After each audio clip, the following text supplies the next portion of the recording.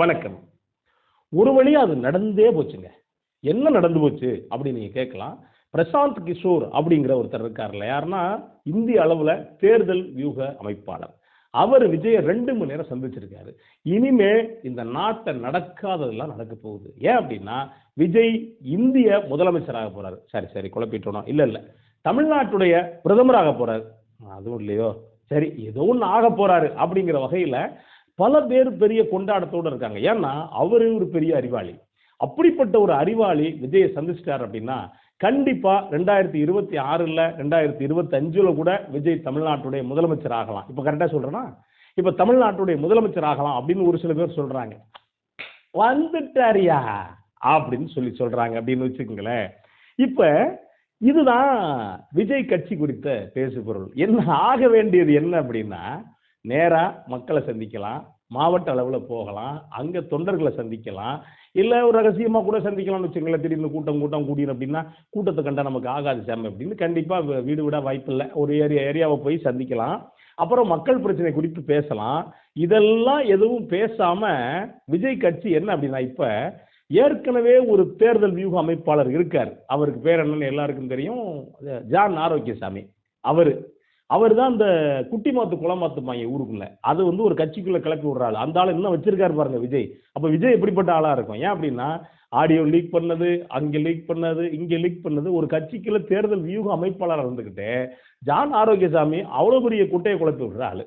சரி, அப்படி ஒரு குட்டையை குழப்பி விடுற ஏற்கனவே ஒரு வியூக அமைப்பாளர் இருக்காரு. அதுக்கடுத்து இன்னொரு வியூக அமைப்பாளர் போயிருக்காரு. யார் அப்படின்னா, இவரு அதை விட பெரிய வியூக அமைப்பாளர் லாட்ரி மார்ட்டின் மருமகன். அவர் எதுக்கு போயிருக்காரு அப்படின்னா, இவரும் வியூக அமைப்பாளர் அப்படிங்கிற கணக்குல எல்லாம் போயிருக்காரு. அப்ப ஏற்கனவே 2 வியூக அமைப்பாளர்கள் இருக்காங்க.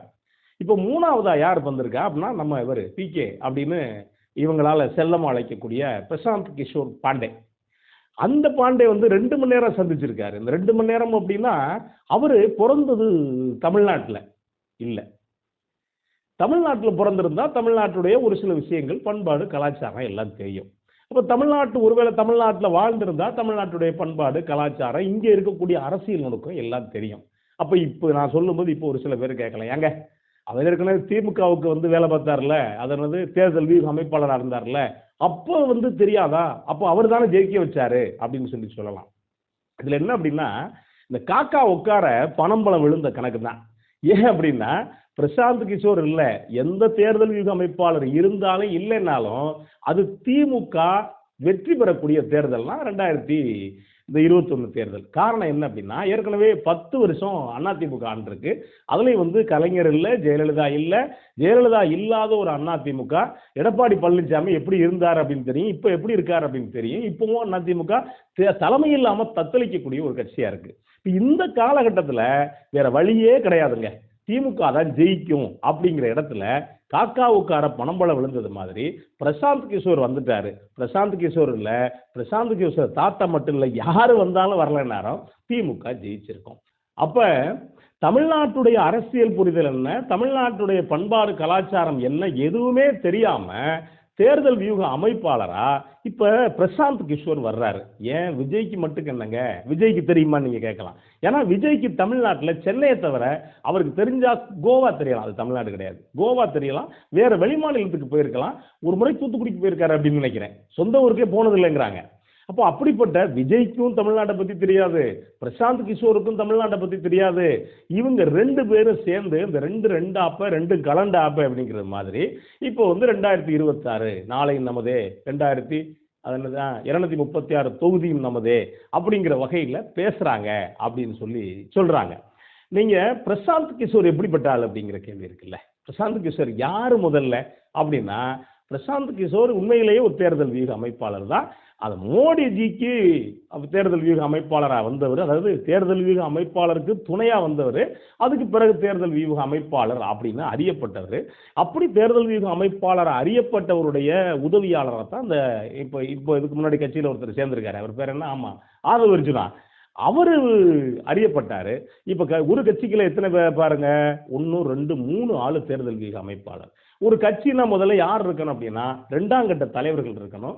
அந்த கட்சிக்கு மிகப்பெரிய பேச்சாளர்கள் இருக்கணும். அந்த கட்சிக்குள்ளேயே வியூகம் வகுக்கக்கூடிய அந்த கட்சியுடைய கோட்பாடு தெரிஞ்சவங்க அந்த கட்சிக்குள்ள இருக்கணும். அதுதான் கட்சி. அதையும் தாண்டி நீங்க ஒரு தேர்தல் வியூக அமைப்பாளரா பேரு கூட வச்சுக்கலாம். ஆனா கட்சிக்குள்ள தலைவர்கள் யாருமே இல்லாம 3 தேர்தல் வியூக அமைப்பாளர்கள் இருக்காங்க. சரி, இவங்க யார் அப்படின்னா, இவங்களுக்கு கொள்கை உண்டா, கோட்பாடு உண்டா அப்படின்னா, கொள்கையும் கிடையாது, கோட்பாடும் கிடையாது, ஒரு மண்ணாங்கட்டியும் கிடையாது. இந்த பிரசாந்த் கிஷோர் பாண்டே ஏற்கனவே மோடியுடைய கையாளு. இப்போ மோடியுடைய கையாளு எப்படிப்பட்டவர் அப்படின்னா, திமுக உளவு வேலை பார்த்துட்டு போனாரு. இங்க ஒன்றும் பண்ண முடியல. இப்போ இவர் சொல்லுவாங்க, அவர் என்னங்க இந்திய அளவில் பெரிய பல கட்சிகளுக்கு ஒய்எஸ்ஆர் காங்கிரஸுக்கு தான் இருந்தாரு, அப்புறம் ஆம் ஆத்மாக்கு இருந்தாரு, அப்படி இப்படின்னு சொல்றாங்க. நீங்க எல்லா கணக்கும் எடுத்து பார்த்தீங்கன்னா எல்லாமே ஜெயிக்கிற சூழ்நிலை இருந்த கட்சிக்கு போயிட்டு இவர் வேலை பார்க்க போனாரு. இவர் நமக்கு ஒரு பெரிய சவால் கூட விடுவோமே, யாரு பிரசாந்த் கிஷோருக்கு. இப்ப புதுசா ஆரம்பிச்சிருக்க கட்சி இருக்குல்ல, எங்க ஊர்ல ஒரு கட்சி இருக்கு, தாக்கா மாக்கா சீக்கா டூக்கா கட்சின்னு ஒரு கட்சி. இப்ப அந்த கட்சியில நம்ம சொல்றோம், பணம் கொடுக்க சொல்றோம், அவர் ஜெயிக்க வச்சு முதலமைச்சராக சொல்லுங்க பார்ப்போம். முடியாது.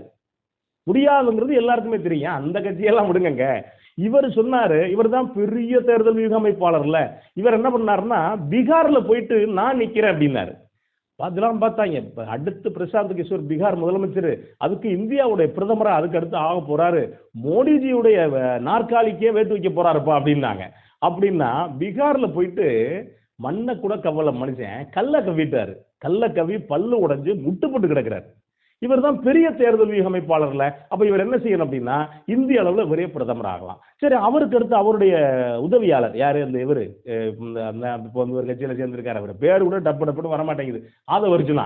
இப்ப அவர் திடீர்னு தனியா ஒரு கட்சி ஆரம்பிச்சு, ஏன் அவர் தமிழ்நாட்டு முதலமைச்சர் ஆக வேண்டியதுன்னு இவர் ஏன் முதல்ல ஒவ்வொரு கட்சியா போய் வாழ் பிடிக்கிறாரு?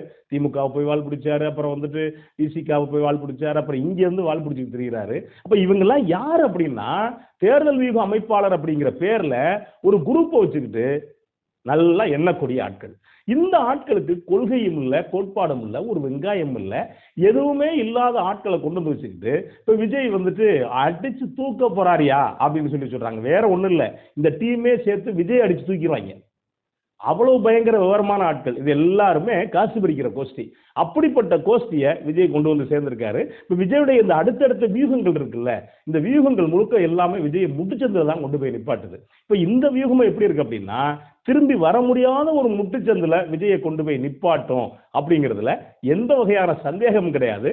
அந்த வகையில பார்த்தா விஜய்க்கு முட்டுச்சந்து உறுதி. நன்றி, வணக்கம்.